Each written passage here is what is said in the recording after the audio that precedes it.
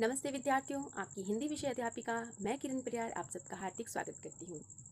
आज हम पढ़ रहे हैं आपकी पाठ्य पुस्तक वसंत भाग 3 का अध्याय। इस अध्याय को शुरू करने से पहले आप बताएं कि हम अपने जीवन में जो अवस्थाएं देखते हैं, मानव विकास की जो अवस्थाएं हैं वो कितने प्रकार की हो सकती हैं। यानी कि मनुष्य जब जन्म लेता है तो वो उस समय बहुत छोटी अवस्था का होता है, यानी हम कहेंगे वो नासमझ बच्चा होता है, यानी बाल्यावस्था। उसके बाद में वो धीरे धीरे विकास करता है और वो किशोरावस्था में जाता है। फिर उसकी जिम्मेदारियां बढ़ती है और वो अपने जीवन को और ऊंचे स्तर तक बढ़ाता है।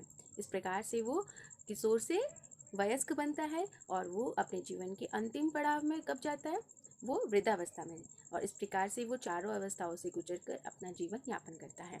लेकिन आप ये बताओ कि मनुष्य अपनी कौन सी अवस्था में अपनी सूझबूझ से सही कार्य करेगा। हाँ, वो अपने युवा अवस्था में सही कार्य करेगा। ऐसे ही हम देखते हैं प्रकृति में जैसे कि आसमान में, मौसम में क्या क्या परिवर्तन हो रहे हैं। तो मौसम की बात करें तो हम बात करेंगे ऋतु की, यानी जो सीज़न होते हैं वो कैसे बदलते हैं। जैसे अगर गर्मी का मौसम है तो उसके जाने के बाद सर्दी आती है, सर्दी के जाने के बाद बारिश आती है, तो ये मौसम चलता रहता है। तो हम कहेंगे ऋतुएं 6 प्रकार की होती है: वसंत ऋतु, ग्रीष्म ऋतु, वर्षा ऋतु, शरद ऋतु, हेमंत ऋतु, शिशिर ऋतु।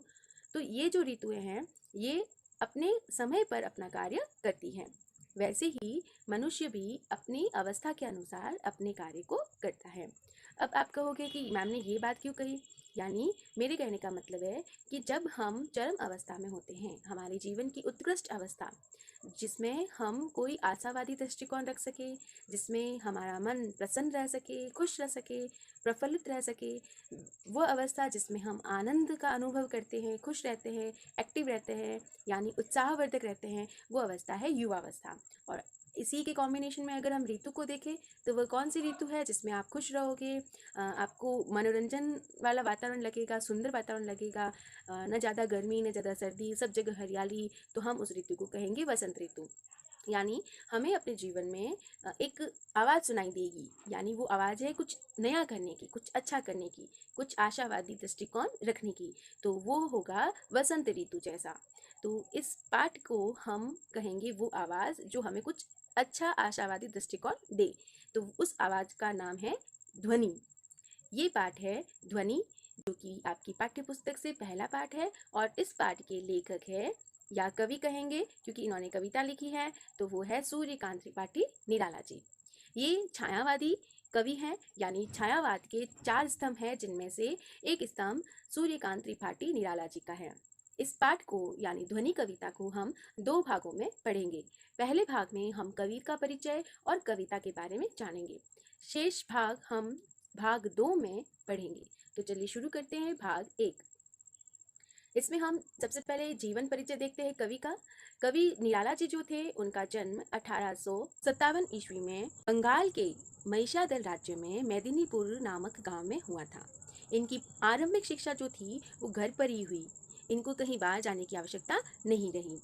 ये एक ऐसे छायावादी कवि हैं जो प्रकृति को प्रकृति को बहुत सुंदर नज़रिए से देखते थे, यानी प्रकृतिवादी इनका दृष्टिकोण भी था।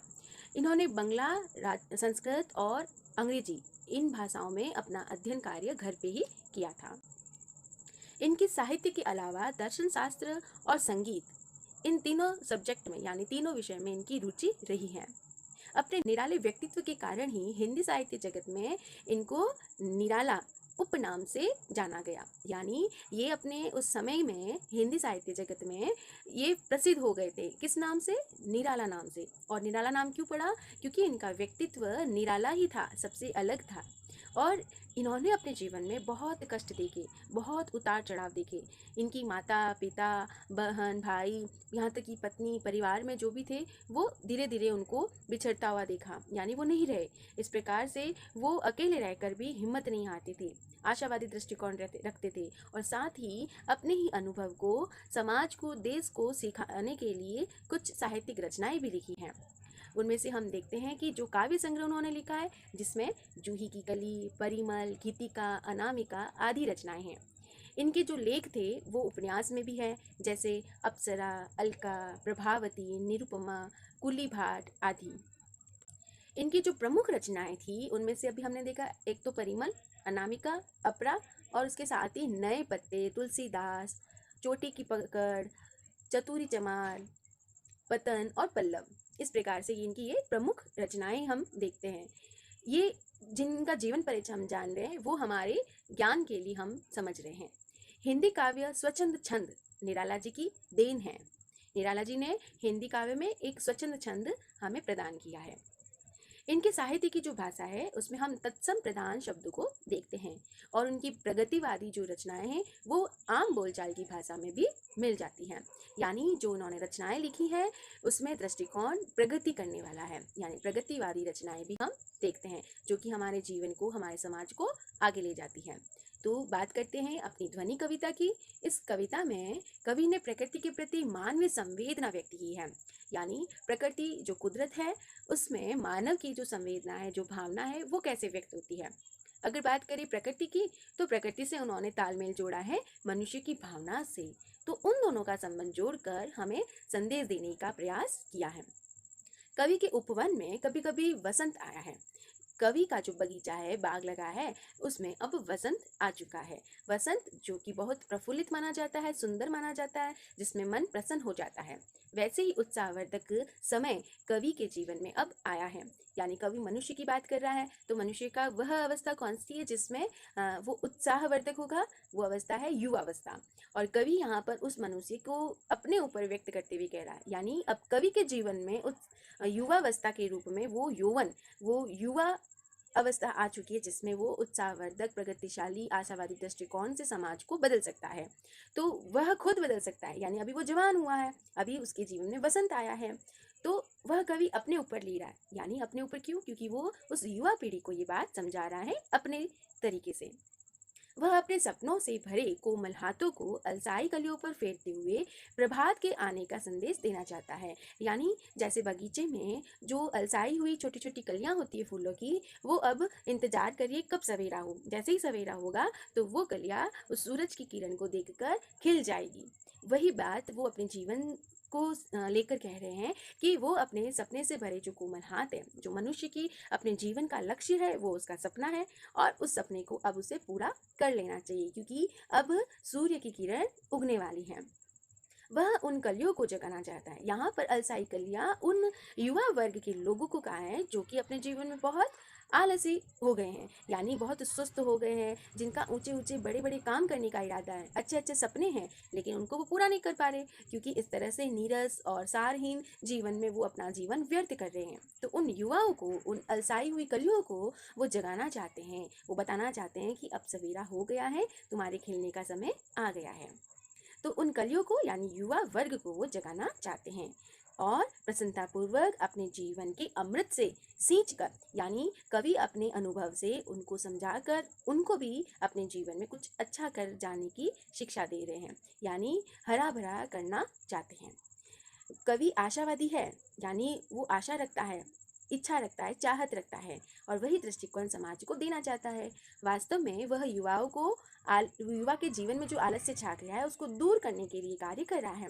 उन्हें आगे बढ़ने की प्रेरणा भी देना चाहता है कि अब समय नहीं गंवाना है, उठो, आगे बढ़ो और कुछ अच्छा कर दिखाओ। इस तरह से आलस्य हमारे जीवन में आ जाने से हम सुस्त हो जाते हैं और नीरस रहकर अपने समय को गंवा रहे हैं। तो ये कविता आज के समय की युवा पीढ़ी से भी हम इसको जोड़कर सीख ले सकते हैं। तो कविता का जो सार है उसमें कवि कहना चाहता है कि अभी उसका अंत नहीं होने वाला है, यानी अभी अभी तो वो युवा अवस्था में आया है, अभी कैसे उसके जीवन का अंत हो जाएगा। और जो उस कवि के आलोचक है, निंदा करने वाले लोग हैं, वो अब निराला की इस बात को सुनकर कहते हैं कि, या निराला जी के कहने का मतलब कवि जीवन का अंत होने वाला है। कवि जीवन यानी कविता करने वाली बातों का अंत होने वाला है। कवि ने कविता के माध्यम से उनको करारा जवाब दिया है, उनको समझाया है कि आपका ये कहने का अर्थ नहीं है, मेरा अंत नहीं होगा, क्योंकि अभी तो मैंने कविता करने का कार्य, कविता लिखने का कार्य शुरू किया है। अब देखो आगे क्या क्या इससे प्रभावित होकर लोग करने वाले हैं। तो कवि कहते हैं कि अभी तो उसके कवि जीवन का अंत नहीं, आरंभ हुआ है। उसके जीवन में वसंत की बहार आई है। वसंत की बहार यानी वो युवा वर्ग हुआ है, अब तो सब कुछ अच्छा होने वाला है। जो निद्रा में सो रहे लोग हैं, जो अपने कार्य में मग्न हो गए हैं, यानी व्यर्थ के कार्य में जो युवा पीढ़ी मग्न हो गई है, सोई हुई सी है, आलस भरी हुई है, उस पीढ़ी को आशा का संदेश देकर जागृत करना चाहता है और एक एक फूल यानी हर युवक से आलस्य को दूर भगाने का संदेश दे रहा है। अब हम करेंगे इसकी व्याख्या। तो इसको हम सबसे पहले सस्वर वाचन करते हैं। आप भी अपनी किताब को निकालें और पेंसिल से विभिन्न शब्दों के अर्थ लिखने का प्रयास करें ताकि हम इसका अर्थ समझकर भावार्थ कर सकेंगे। अभी न होगा मेरा अंत, अभी अभी तो आया है मेरे वन में मृदुल वसंत। अभी न होगा मेरा अंत, अभी न होगा मेरा अंत। हरे हरे ये पात, डलिया कलिया कोमल घात। मैं ही अपना स्वपन मृदुल कर फेरूंगा निंद्रित कलियों पर। जगा कर प्रत्युष मनोहर, अभी न होगा मेरा अंत। इस तरह से हम कविता को गायन शैली में, गेय शैली में वाचन करेंगे जिससे हमें इसका भाव अच्छे से समझ में आ सके। अब हम करेंगे इसके शब्दों के अर्थ को जानने का प्रयास। तो पहली पंक्ति देखो, अभी न होगा मेरा अंत। यहाँ शब्द आया है अंत। अंत का अर्थ होता है समाप्ति, नष्ट होना, खत्म होना। अभी अभी तो आया है मेरे वन में मृदुल। मृदुल का अर्थ होता है कोमल। वसंत का अर्थ होता है फूल खिलने वाली ऋतु का आ जाना, यानी फूल खिलने की ऋतु कौन सी? वसंत ऋतु, जिस समय चारों तरफ हरियाली आ जाती है, अच्छा मौसम हो जाता है, फूल खिलने लगते हैं। अभी न होगा मेरा अंत। तो यहाँ पर कवि जो कहना चाहता है उसका प्रसंग देखते हैं। तो प्रसंग के लिए हम कविता का नाम, किताब का नाम और कवि का नाम, इन 3 बातों के साथ इसका एक पंक्ति में संक्षिप्त में हम संदर्भ भी बताएंगे कि इस पैराग्राफ का क्या संबंध जुड़ा है। तो प्रस्तुत पंक्तियां हमारी हिंदी की पाठ्य पुस्तक, नाम बताओ, वसंत भाग 3 में से लिया गया है और कविता का नाम है ध्वनि। कविता के कवि है सूर्यकांत त्रिपाठी निराला जी। इस कविता में कवि का जो जीवन है उसके प्रति एक आशावादी दृष्टिकोण दिखाने का प्रयास हो रहा है कि कवि के जीवन में आशावादी किरण जग जाएगी। तो इसकी व्याख्या कैसे करेंगे? देखो, कवि मानते हैं कि उनका अंत अभी नहीं होगा क्योंकि अभी अभी कवि के जीवन में अमृत रूपी वन में वसंत रूपी यौवन आया है, अतः अभी उनका अंत नहीं होगा। यानी कवि कहते हैं कि कवि ने स्वयं अब तो लिखना शुरू किया है, यानी अब वो लिख कर उसके संदेश को हर एक जन के मन में लाएंगे। क्या लाएंगे? आशावादी किरण, कुछ नया करने का संदेश। यानी जिससे क्या होगा, अभी तो उन्होंने शुरुआत किया है, कवि ने लिखना शुरू किया है, तो अभी तो बहुत कुछ जो लक्ष्य उन्होंने निर्धारित किया है उसको पाना बाकी है। तो कवि का जीवन जो है वो अभी समाप्त नहीं होने वाला। यानी वो संदेश दे रहे उस युवा वर्ग को जो अपने जीवन के लक्ष्य के लिए कुछ अच्छा कर जाए। और युवा वर्ग का प्रतीक है वसंत ऋतु। जिस प्रकार से वसंत ऋतु में चारों तरफ हरियाली छा जाती है, आशा और उमंग की किरण उसमें नजर आती है, जो उत्साहवर्धक और आशावादी दृष्टिकोण चारों तरफ होता है, वही युवा वर्ग के जीवन में होता है। इसीलिए यहाँ पर वसंत ऋतु का प्रतीक बताया है युवा वर्ग को। ठीक है, तो आज हमने एक अंश पढ़ा है, इसके बाकी के अंश को हम पढ़ेंगे भाग 2 में। उम्मीद है आपको ये पंक्तियाँ अच्छे से समझ में आई हैं। फिर मिलते हैं हम अगले भाग में, तब तक खुश रहे, स्वस्थ रहे, मस्त रहे। धन्यवाद।